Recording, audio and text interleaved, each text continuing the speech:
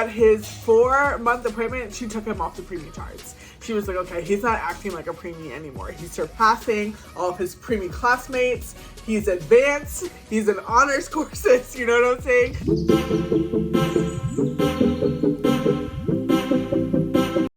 What's up, friends? My name is Pauline. I'm a first-time mom. Welcome to my channel where we discuss the ups and the downs of family and motherhood. Today we are talking all about newborn baby growth. One of the biggest concerns about being a new parent and bringing a new baby home is their growth. In 2021, I shared a reel on my Instagram that went viral. It is a quick video about our son's growth. You can see here I added some text that pointed to the miracle working power of Jesus and breastfeeding being the reason for Joshua's growth and his huge change in 6 months. So I want to share more about that story, why I consider his growth to be miraculous, and give you guys a little update about how big he is present day and a little bit more behind how we got him to grow to the weight that he is now and that he was at the time of the reel. So to start, Joshua was born premature at 36 weeks and 4 days. He was 4 pounds and 8 ounces when he was born. He spent 4 days in the NICU after he was born. He had low blood sugar, he had low body temperature, he had a couple of concerning vital signs that the doctors wanted to monitor in the NICU. He started out really small.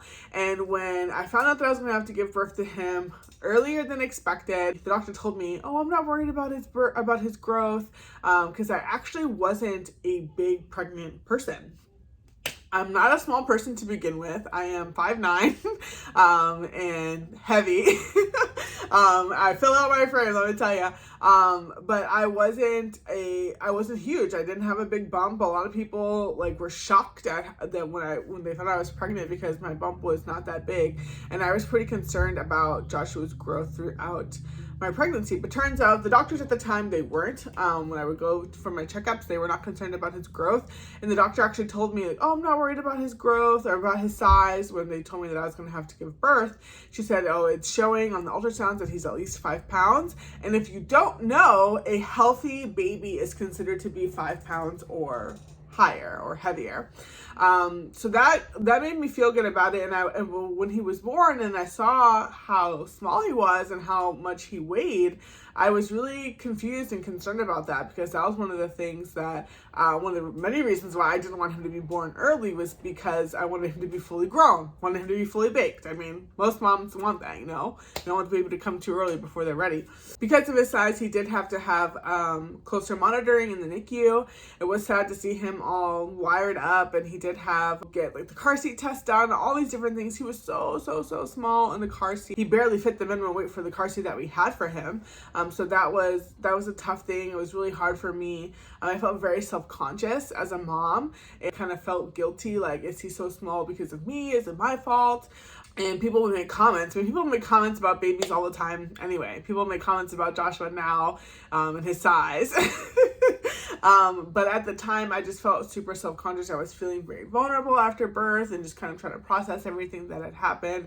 People would, say he's a little string bean and a little football and all these different things. And I was just like, thanks. It wasn't helpful. Let me just say that. It just wasn't helpful. I wish we had video of Tim and I trying to dress him. He was just so delicate, and even premature clothes were too big for him. He was really tiny. And I know that there are smaller babies out there in the world. I've heard of even 1-pound babies that have been born and survived and, gone on to live fulfilling lives. And I'm not trying to compare whose baby is smaller than the other. It's just more about, the experience and the feeling that I had as a first-time mom, and just feeling so vulnerable, feeling like my son, my child, my baby was vulnerable and just so fragile. And they're already just so fragile, but on top of them, him not really having much fat to protect him and keep him warm. He was born in winter. Just was a lot of feelings. If you know a new mom or a new parent in this situation, share this video with them so they know that they're not alone. So where we started was in the negatives. Joshua's growth was in less than 1 percentile of the growth curve. Now, if you don't know anything about the growth curve and just how doctors track and measure babies or children's weight, it's in comparison to other kids, their same gender and their age group. So when we took Joshua home, he was 4 pounds 5 ounces, because babies do lose weight their first couple of days. He was in the less than 1 percentile of the growth curve, y'all. Keep that in mind as to why I say that this is a miracle. At his 2-month checkup, he was 10 pounds, 0.25 ounces, 21 inches, in the 68th percentile. At 4 months, he was 16 pounds, 13.5 ounces, in the 94th percentile. At 6 months old, this was right before I posted that reel, he was 7 months old, but he didn't have a 7-month appointment. At 6 months old, he was 21 pounds, 4.5 ounces, in the 99th percentile. His growth skyrocketed, literally skyrocketed, from -1 or less than one, all the way up to the 99%. He went from here all the way to here. Tell me that is not a miracle of God in 6 months. Now, I know that babies' growth is all over the place and it can be kind of like sporadic, but Joshua's went at an incredible pace. I think 4-month appointment, she took him off the preemie charts. She was like, okay, he's not acting like a preemie anymore. He's surpassing all of his preemie classmates. He's advanced. He's in honors courses. You know what I'm saying? He really, really soared. And y'all, that is because, in my opinion, because of Jesus and because of breastfeeding. We started baby-led weaning with him at 6 months, and I talk more about that in the baby-led weaning video, so check that out if you're interested. But that is how our preemie baby grew. So if you are a preemie parent, a parent of a preemie child, or your baby's currently in the NICU, there is hope. Breastfeeding does do wonders. Now, breastfeeding is a lot of work. Joshua wasn't even able to really be breastfed well the 4 days he was in the NICU. I know that there are babies who are in the NICU for months and months and months. It is really, really hard to do that. Environment is not super conducive for breastfeeding moms or to breastfeed, and I understand that, but I do think that it's something that is worth the fight. Present day, Joshua is 19 months old. He is 36 inches tall and a whopping 34 pounds, y'all. He is a big boy. Just to give you perspective, boys his age average 24 pounds and 33 inches.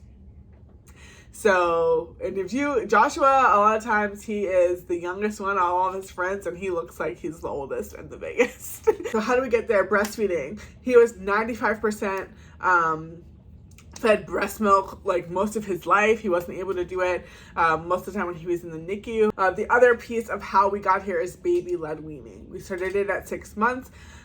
His growth skyrocketed at 6 months. That's when he entered into the 99th percentile, is when we started introducing solid foods. He really likes food, y'all.